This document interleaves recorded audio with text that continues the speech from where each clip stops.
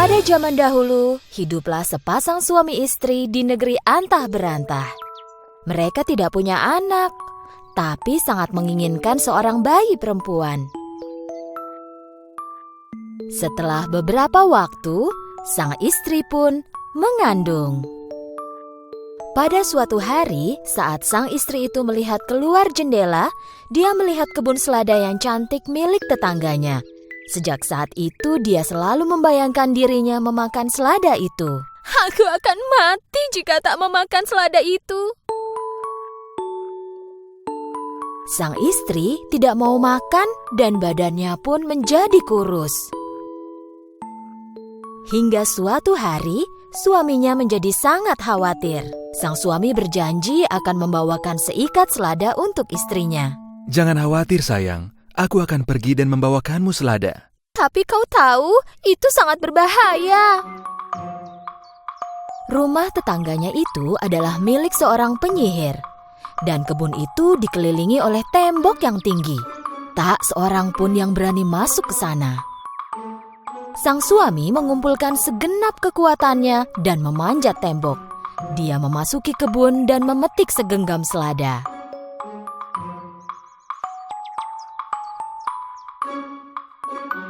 Istrinya memakan selada itu dengan sangat senang dan merasa agak lebih sehat. Tapi sayangnya, segenggam selada tidak cukup untuknya. Besoknya, sang suami pun pergi lagi ke kebun itu. Tapi kali ini, penyihir sudah menunggunya. Beraninya kau masuk ke kebunku dan mencuri seladaku. Istriku sedang hamil dan ingin sekali makan selada dari kebunmu. Kau kan bisa meminta izinku dulu. Kami semua sangat takut padamu. Kupikir kau tak akan mengizinkanku. Maafkan aku. Memaafkanmu? Kau akan dihukum. Jika istriku tak bisa makan selada, dia akan sakit dan tak akan bisa melahirkan. Tolonglah.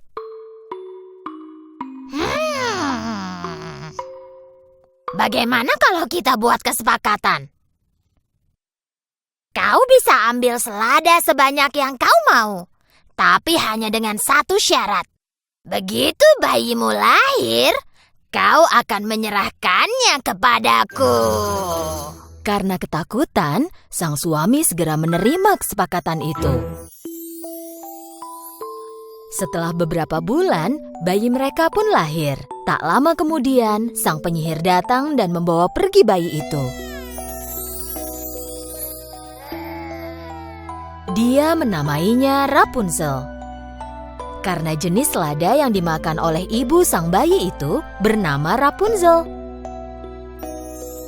Penyihir merawat bayi itu dengan baik. Saat Rapunzel berusia 16 tahun, dia menjadi gadis muda yang sangat cantik. Penyihir menaruhnya di menara yang tinggi di tengah-tengah hutan. Tetapi menara ini tidak ada tangganya. Hanya ada satu jendela kecil di puncak menara. Penyihir tak pernah memotong rambut pirang gadis cantik itu. Saat penyihir mengunjungi Rapunzel, dia akan berteriak memanggil dari bawah. Rapunzel! Rapunzel! Turunkanlah rambut emasmu. Ini ibumu, sayang. Rapunzel menurunkan rambut emasnya yang dikepang melalui jendela kecil itu. Dan dengan bantuan rambut Rapunzel, penyihir dapat naik ke puncak menara. Hal ini berlangsung selama bertahun-tahun. Pada suatu hari, seorang pangeran berburu di hutan itu. Dan mendengar suara nyanyian yang merdu dari dalam hutan.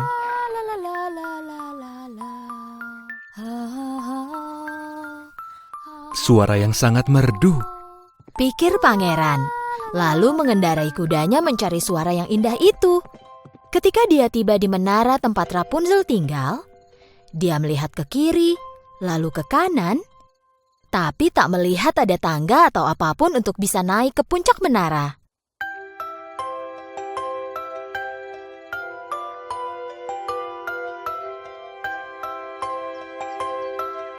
Karena terpesona oleh keindahan suara itu, pangeran datang ke menara itu setiap hari, tapi tak bisa memecahkan bagaimana caranya bisa naik. Pada suatu malam, sekali lagi pangeran mendekati menara itu. Dia melihat sang penyihir menunggu di bawah menara. Rapunzel! Rapunzel! Turunkanlah rambut emasmu. Ini ibumu, sayang.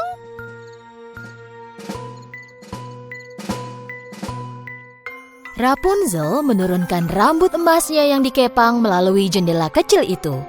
Dan dengan bantuan rambut Rapunzel, penyihir dapat naik ke puncak menara. Keesokan harinya, tepat setelah matahari terbenam, pangeran pergi ke menara. Dengan mengubah suaranya, Rapunzel! Rapunzel! Turunkanlah rambut emasmu. Ini ibumu, sayang.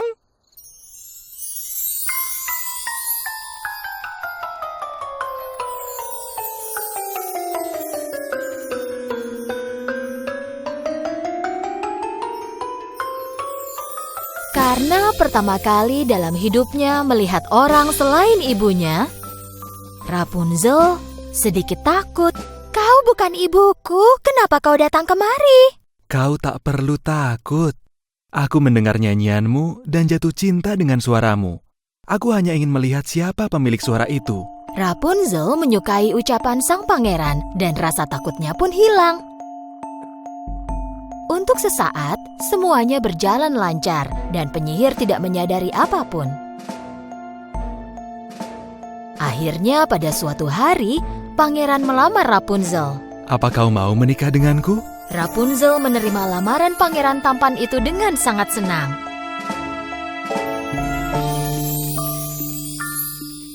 Tetapi Rapunzel tidak punya cara untuk turun dari menaranya. Tiba-tiba, dia punya ide cemerlang. Pangeran mulai membawakan sepotong kain setiap kali dia datang ke menara. Rapunzel mengikatkan potongan kain itu sehingga menjadi tali. Tapi pada suatu hari, Rapunzel membuat kesalahan besar dan tak sengaja mengucapkan, "Ibu, pangeran memanjat rambutku lebih cepat daripada ibu." "Pangeran mana? Pangeran mana?"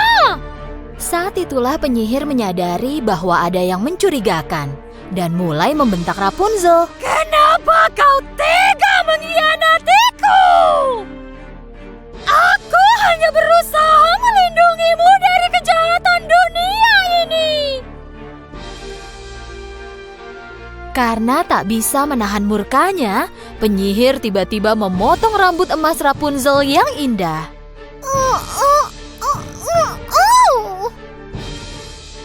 Lalu mengirim Rapunzel ke gurun di tempat yang sangat jauh. Malam itu, penyihir tinggal di menara dan menunggu pangeran tiba. Tak berapa lama, dia mendengar pangeran dari bawah menara. Rapunzel! Rapunzel!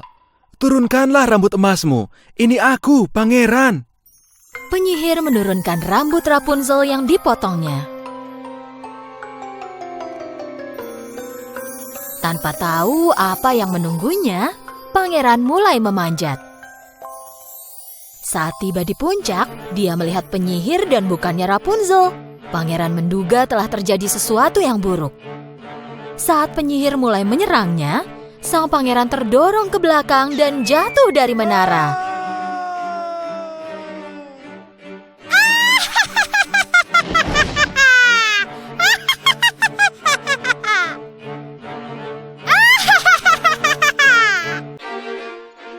Berkat semak-semak yang ada di bawah menara, pangeran tetap hidup. Tapi karena duri menusuk matanya, dia tak bisa melihat lagi.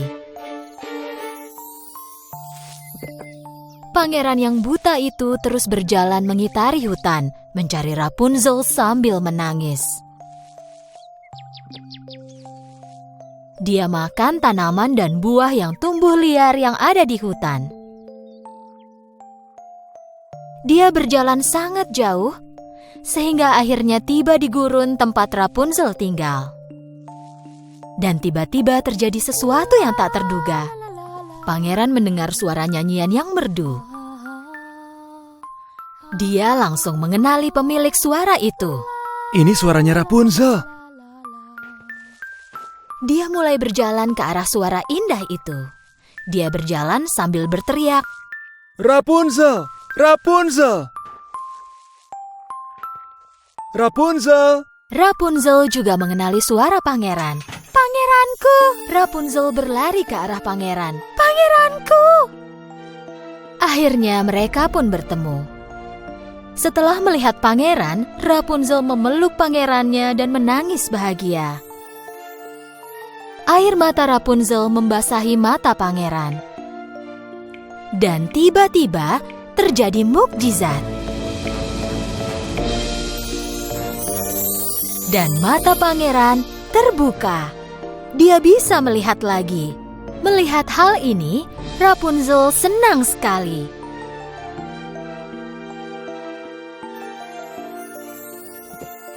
Mereka pun kembali ke kerajaan sang pangeran dan disambut dengan sukacita.